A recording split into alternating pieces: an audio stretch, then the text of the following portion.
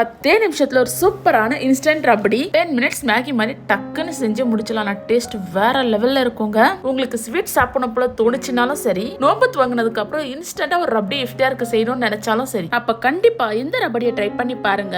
டேஸ்ட்ல அசந்தே போயிடுவீங்க. 10 நிமிஷத்துல இந்த அளவுக்கு சுவையா செய்ய முடியும்னா ட்ரை பண்ணாம விட்டுருவீங்களா என்ன? வாங்க இந்த ரபடி எப்படி செய்யறதுன்னு பார்த்தலாம். இந்த ரபடி செய்யறதுக்கு 5 பிரெட் ஸ்லைசஸ் எடுத்துக்கோங்க.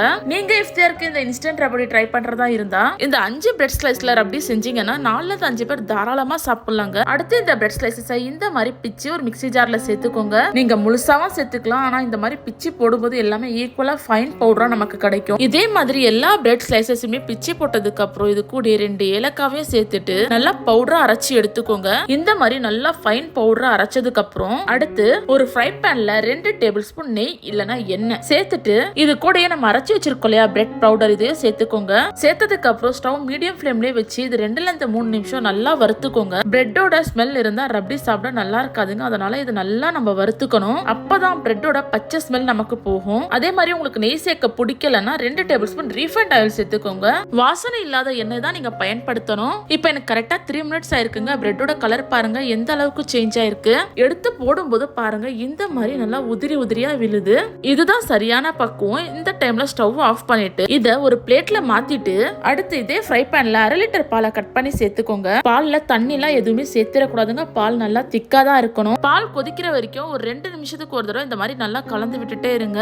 இல்லனா கீழே அடி பிடிச்சிடும். இப்ப பால் பாருங்க நல்லா பொங்கி கொதிக்க ஆரம்பிச்சிடுச்சு. இந்த டைம்ல ஸ்டவ் சிம்ல வச்சுட்டு நல்லா கலந்து விட்டதுக்கு அப்புறம் இதுல உங்க சுவைக்கேற்ப சர்க்கரை சேர்த்துக்கோங்க. நான் இன்னைக்கு 100 கிராம் சேர்த்துக்கிறேன். சர்க்கரையை நல்லா பால் கூட கலந்து விட்டுக்கோங்க. இந்த சர்க்கரை கரைஞ்சி பால் நல்லா கொதிக்கணும். இப்ப பாருங்க பால் நல்லா கொதிக்க ஆரம்பிச்சிடுச்சு. இது ஒரு தடவை நல்லா கலந்து விட்டுட்டு இப்ப இது கூட நம்ம வறுத்து வச்சிருக்க பிரெட்டை சேர்த்துக்கோங்க.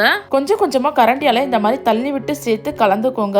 பிரெட்டை சேர்த்து பால்ல கலந்துட்டே இருக்கும் போது இந்த மாதிரி ஒரே நிமிஷத்துல கெட்டி ஆயிடுங்க. அடுத்து இது கூடவே 3 டிராப் பாதாம் எசன்ஸ் சேர்த்து நல்லா கலந்து விட்டுக்கோங்க. பாதாம் எசன்ஸ் இல்லைன்னா நீங்க ஸ்கிப் பண்ணிக்கோங்க. ஆனா இதை சேர்த்தீங்கன்னா நம்ம ரபடிக்கு நல்ல ஒரு ஃபிளேவர் கொடுக்கும். இது எல்லா டிபார்ட்மெண்ட் ஸ்டோர்ஸ்லயும் கிடைக்குதுங்க ஈஸியாவே. இந்த மாதிரி நல்லா கலந்ததுக்கு அப்புறம் உங்களுக்கு விருப்பப்பட்டா நீங்க நட்ஸ் ஆட் பண்ணிக்கோங்க. நான் இன்னைக்கு எந்த நட்ஸையுமே சேர்க்கல. நான் இதுல கடைசியா காய்ந்த பன்னீர் ரோஸ் இதழ்களை சேர்த்து நல்லா கலந்து விட்டுட்டு இறக்கிறேன். அவ்வளவுதான் இன்ஸ்டன்ட் ரபடி அட்டகாசமா ரெடி ஆயிடுச்சுங்க. இந்த ரபடி சாப்பிட அவ்வளோ டேஸ்டா இருக்குங்க. கல்யாண வீடுகள்ல நம்ம சாப்பிடுற மாதிரியே 5 பிரெட் ஸ்லைஸ், 1/2 லிட்டர் பால், 100 கிராம் சர்க்கரை இருந்தா போதுங்க. 10 நிமிஷத்துல அட்டகாசமான சுவையில இருக்க இந்த ரபடி செஞ்சு முடிச்சிடலாம். இஃப்தியாருக்கெல்லாம் ஃப்ரிட்ஜ்ல வச்சு நீங்க சர்வ் பண்ணீங்கன்னா சாப்பிட இன்னும் அடி பொலியா இருக்கும். இதுக்கு மேல நான் கொஞ்சமா பாதாம், முந்திரி, வெள்ளரி விதை, ரோஸ் பெடல்ஸ் எல்லாம் போட்டு நான் கார்னிஷ் பண்ணிக்கிறேன் வீடியோக்காக.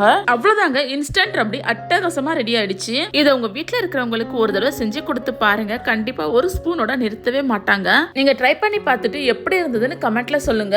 வீடியோ பிடிச்சிருந்தா வீடியோ லைக் பண்ணிக்கோங்க. மறக்காம நம்ம சேனலை சப்ஸ்கிரைப் பண்ணிக்கோங்க. நன்றி.